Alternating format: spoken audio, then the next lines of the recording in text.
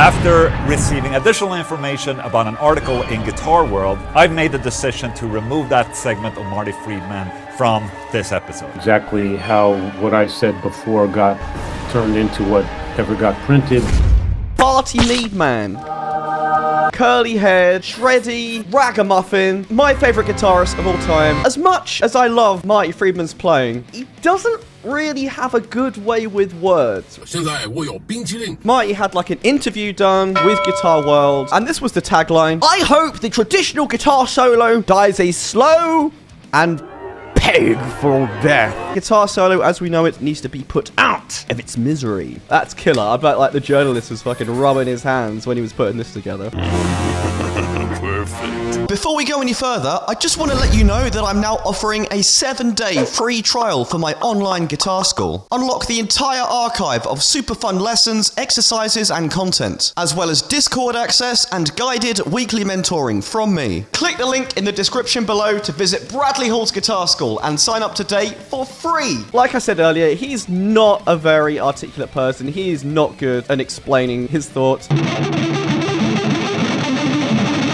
Honestly, I'm surprised this sort of shit doesn't happen more often. Usually, the lead guitarist comes in, plays a bunch of stupid licks, maybe adds something hot and fancy that will impress, and then they get out. If necessary, I'll be selfish because that's exactly what I want instead of a boring old solo. Friedman notes that there was a specific mindset that killed guitar solos in American music. The obligation to say, I need to do something flashy and get out. And that's where the death of the solo notion comes in. I hope the traditional guitar solo dies a slow and painful death. I do sort of agree with the sentiment he says, but his views here and like what he's saying is like very outdated. This idea of like this obligatory 8-bar solo, I really feel that hasn't really been a thing since like the 80s or 90s. That whole notion of like we have to reserve 8 bars for a guitar solo like after the second chorus. I mean, maybe that exists in like mainstream butt rock and stuff still.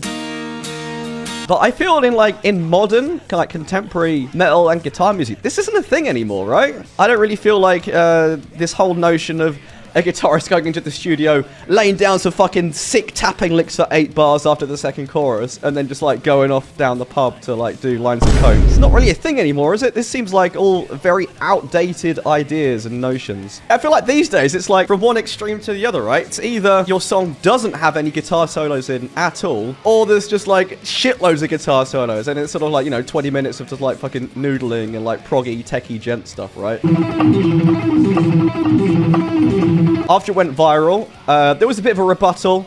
Marty was like very adamant that he was heavily misquoted. So that's right, he had an interview with Ola England on the Sunday with Ola, right? And he was saying, yes, the article was warped by AI. You know, usually a lot of people say you read the headline, you don't read what's in the actual article, but in this case, the headline and the actual article was just completely blank. I have no idea what came from it. It just sounds like it was done by some kind of AI or something like that, because that's not the way I talk. I don't know, I'm not sure I buy into that, because I'm pretty sure any journalist writing for a serious publication is going to be fired on the spot for writing AI articles. I don't know, the whole like AI thing is just something like that someone from like Marty's generation would, you know, use as an instant knee-jerk reaction when they don't really approve of something. Like, all right, probably AI, right? I know it doesn't look it, but remember, he's getting on. He's only a little bit younger than my dad. Yeah, look, he's 61, so bear that in mind. All right, so anyway, after being misquoted and then having this rebuttal, Guitar World, being the bigger man or entity, they invited him back for a second follow-up interview to let Marty, you know, expand and clarify on his thoughts. This came out only 5 days ago. So this is the main thing that I want to have a little look through today, because he goes into, you know, much greater detail, and everything sounds a bit more like well thought out instead of just like incoherent drivel. So we asked Japan-based virtuoso to elaborate on his thoughts around his technique. What we got was a manifesto for the guitar solo in the 21st century, combined with an initial error that briefly identified him as an Ibanez artist. Oh yeah, they accidentally like called him an Ibanez signature artist, which I don't think helped their cause in making the article look credible. He went as far as to label it the work of AI, and let me assure you, Guitar World categorically does not use AI to write articles, so we take these accusations very seriously. We'll just skim over some of the more important interesting points. So solos are the most fun, expressive parts of playing any instrument. And since solos have been around since forever, there's got to be new ways to interpret the existence of a solo. For the longest time, the guitar solo came right after the second chorus of any pop song. In the 50s, it was sax solos. Was it? I think about sax solos as more like sort of 80s pop music, right?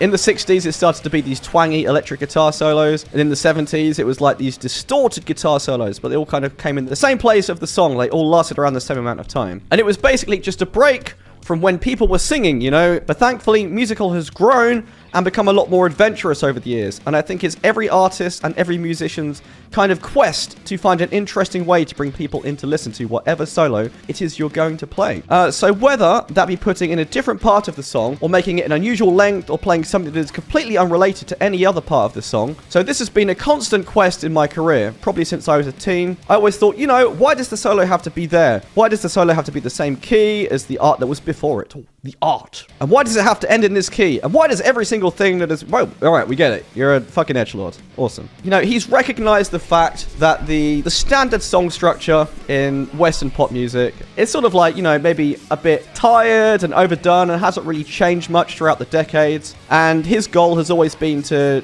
you know, do something a bit different with that. It always just comes back to do whatever serves the song, right? That's like the mantra of songwriting, like always serve the song. And sometimes that's fine. Sometimes a song just calls for a fucking basic ass 8-bar solo in a predictable place. It doesn't, you don't have to reinvent the wheel every time. The vast majority of people who consume music do not care about whether you're doing something weird or fancy in the solo section. Most of the time, people don't even twig that there is a solo going on. What constitutes a good guitar solo? If you hear something and you like it, it's good. That's it. End of. Yes, fair enough, but that's not what he asked. Come on. So I remember doing a session in Japan, and I was playing, you know, my normal stuff. And she says, you know what? That's really cool.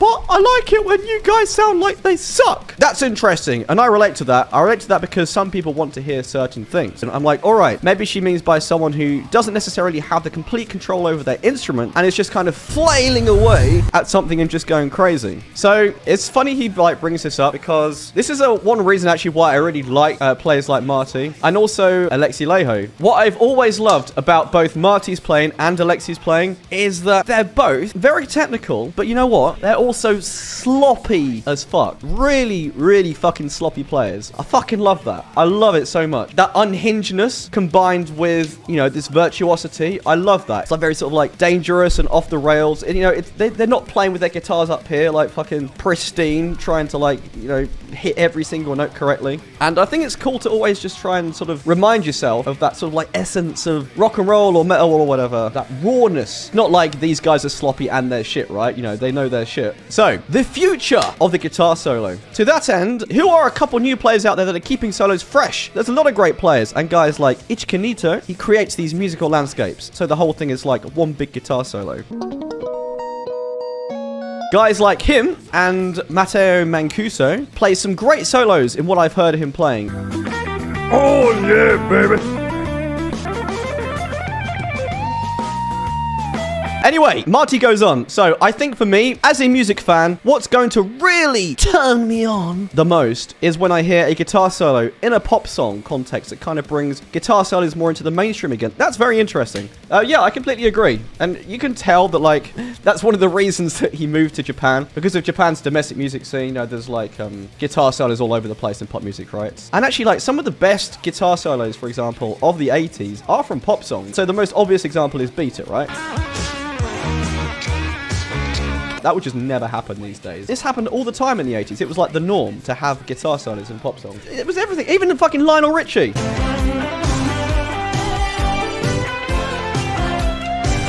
I think it's easy to see that, like, Marty's coming at this, well, from A, being someone of an older generation who grew up in this era that was, like, rife with guitar solos all over the place. And B, as, you know, as somewhat of a session player as well, as someone who's sort of, like, you know, been asked to, like, come in and inject his own playing into songs and stuff that aren't necessarily his. And so, you know, his perspective and take on this is going to be very, very different to your average guitar player, but I totally understand what he's getting at. His point, in a nutshell, is that he's sick of the standard 8-bar post-second chorus purpose guitar solo, instrumental slot, whatever you want to call it. And just coming in and doing some sort of like arbitrary lick just for the sake of having a solo. Even though I don't really feel like that's been the case for a long time. So I do feel like his takes are a little bit outdated. Whatever. I suppose they're still valid. But I agree with most of what he says, you know, about like, if you're going to do a guitar solo, give it purpose. Make sure it serves the song, you know. And I also agree that it would be awesome to see guitar solos make a return in pop music. That would be awesome. Marty's right. It makes a lot of sense what he's saying, but bless him, he does not have a way with words. But hey, doesn't matter. We still love him.